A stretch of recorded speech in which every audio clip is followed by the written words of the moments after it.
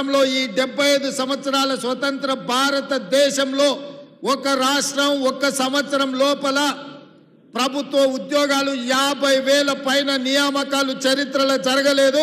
మొదటిసారి తెలంగాణ రాష్ట్రంలో మన ప్రభుత్వం ప్రజాప్రభుత్వం ప్రభుత్వ ఉద్యోగాలు 50,000 పైగా నియామకాలను చేపట్టి ఈ దేశ చరిత్రలోనే ఒక గొప్ప చరిత్రను నెలకొల్పడం జరిగింది.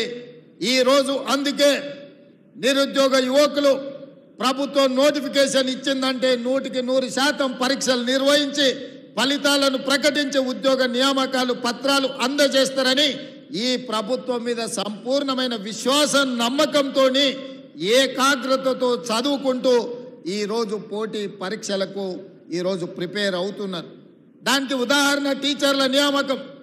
డిఎస్సి నోటిఫికేషన్ ఇచ్చినప్పుడు ఎన్నో రకాల అనుమానాలు, ఎంతోమంది పరీక్షలు వాయిదా వేయాలి అని రోడ్ల మీదకి వచ్చారు. కొంతమంది రాజకీయ ప్రేరేపితమైన కృత్రిమంగా ఆందోళనలు చేపట్టింది. నేను ఖచ్చితంగా చెప్పిన గత 10 సంవత్సరాలలో ఉద్యోగ నోటిఫికేషన్ల కోసం పోటీ పరీక్షల నిర్వహణ కోసం లక్షలాది మంది రోడ్ల మీదకి వచ్చిన విద్యార్థులారా, మీరు ఆలోచన చేయండి.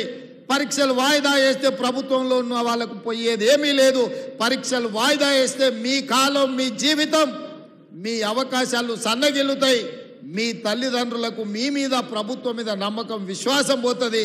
ఎందుకంటే గ్రామీణ ప్రాంతాల నుంచి వచ్చిన మీరు మీ తల్లిదండ్రులు రూపాయి కూడబెట్టి కోచింగ్ సెంటర్లకు పంపిస్తే 8-10 సంవత్సరాలు అశోక్ నగర్ చౌరస్తాల్లో, దిల్సుఖ్ నగర్ చౌరస్తాల్లో కోచింగ్ సెంటర్ల చుట్టూతో తిరిగితే మీ అత్యంత విలువైన యుక్త వయసు 21 సంవత్సరం పైబడి 35 సంవత్సరాల లోపు మనం జీవితంలో ఏం కావాలనో ఆ వయసు నిర్ణయిస్తుంది.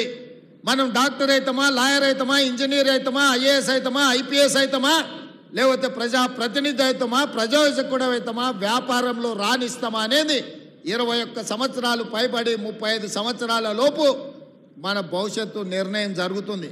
కానీ 14 సంవత్సరాలు పోటీ పరీక్ష కోసం 10-12 సంవత్సరాలు కోచింగ్ సెంటర్లలో తిరిగితే యుక్త వయసు కాల గర్భంలో కలిసిపోయినాక నిజంగా ఈ సమాజానికి మనం ఎలాంటి ప్రయోజనం చేకూర్చని వ్యక్తులుగా మిగిలిపోతే మన తల్లిదండ్రుల యొక్క బాధను, దుఃఖాన్ని అర్థం చేసుకోవాలి అని ఒక పట్టుదలతోటి గ్రామీణ ప్రాంతం నుంచి వచ్చిన నేను మీ సమస్యలు తెలిసి ఎవరు ఏమనుకున్నా, ఎవరు రోడ్డు ఎక్కినా, ఎవరు అభ్యంతర పెట్టినా డిఎస్సి పరీక్షల్ని నిర్వహిస్తా అని చెప్పి 55 రోజుల్లో నోటిఫికేషన్ ఇచ్చి పరీక్షలు నిర్వహించి నియామక పత్రాలు 11,000 మందికి ఎల్పి స్టేడియంలో టీచర్లను నియమించిన అంటే అది ఈ తెలంగాణ నిరుద్యోగ యువకుల పట్ల ఈ ప్రభుత్వానికి, మంత్రివర్గానికి ఉన్న చిత్తశుద్ధి అని ఈరోజు నేను చెప్పదలుచుకున్నా.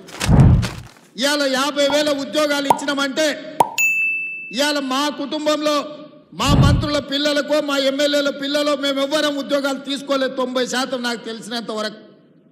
ఇవాళ మేము 50,000 ఉద్యోగాలు ఇచ్చినామంటే ఈ తెలంగాణ సమాజమే మా కుటుంబం అనుకున్నాం.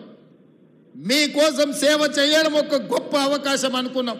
నిరుద్యోగ యువకులకు, యువకులకు అవకాశాలు ఇవ్వడం ద్వారా వాళ్ళు జీవితంలో స్థిరపడాలి.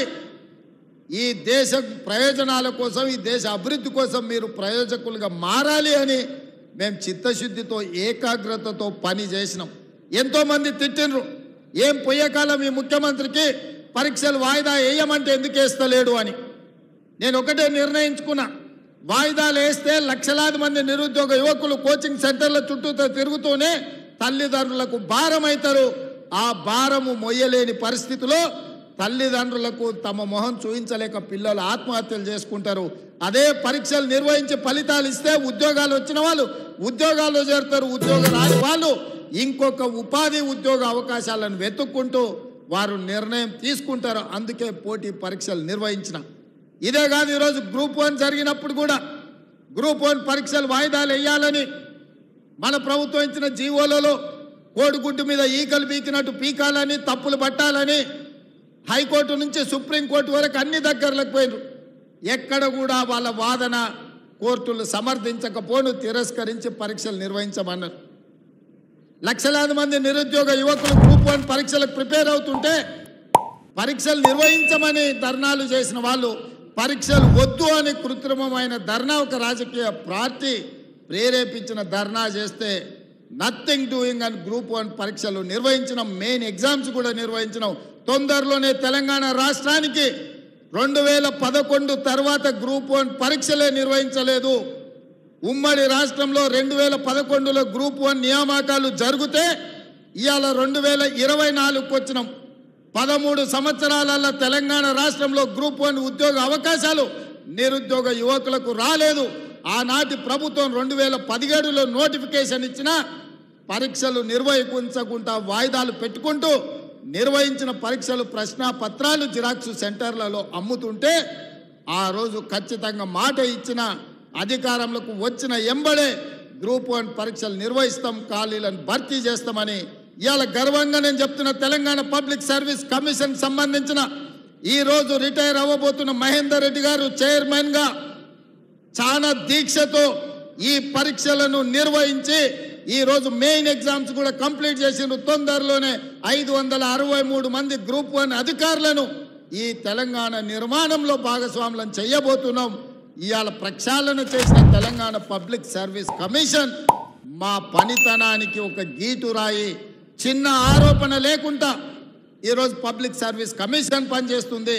మహేందర్ రెడ్డి గారి స్థానంలో సర్వేల్ రెసిడెన్షియల్ నుంచి ఐఏఎస్ పొందిన అతి నిరుపేద కుటుంబం నుంచి వచ్చిన ఒక ఐఏఎస్ ఆఫీసర్ బుర్రా వెంకటేశంని 3.5 సంవత్సరాలు ఇంకా ఐఏఎస్ ఉన్నా అతన్ని ఈరోజు పబ్లిక్ సర్వీస్ కమిషన్ చైర్మన్గా ఎందుకు వేసినా అంటే ఈ పరీక్షలను చిత్తశుద్ధితో పారదర్శకంగా నిర్వహించాలని ఒక సీనియర్ ఐఏఎస్ ఆఫీసును ఇవాళ పబ్లిక్ సర్వీస్ కమిషన్ చైర్మన్ చేసిన. గతంలో ఐపీఎస్ డీజీపీ చేసిన అధికారిని వేస్తే ఈరోజు సీనియర్ ఐఏఎస్ అధికారిని వేసిన. మేము పొలిటికల్ రీహాబిలిటేషన్ సెంటర్గా మార్చదలుచుకోలే పబ్లిక్ సర్వీస్ కమిషన్ అంటే. పబ్లిక్ సర్వీస్ కమిషన్ అనేది ఒక ఉన్నతమైన సంస్థ, ఒక ఉన్నతమైన వ్యవస్థ. అక్కడ పనిచేసే వాళ్ళకు చిత్తశుద్ధి ఉండాలి, అవగాహన ఉండాలి, చదువు పట్ల శ్రద్ధ ఉండాలి, నియమ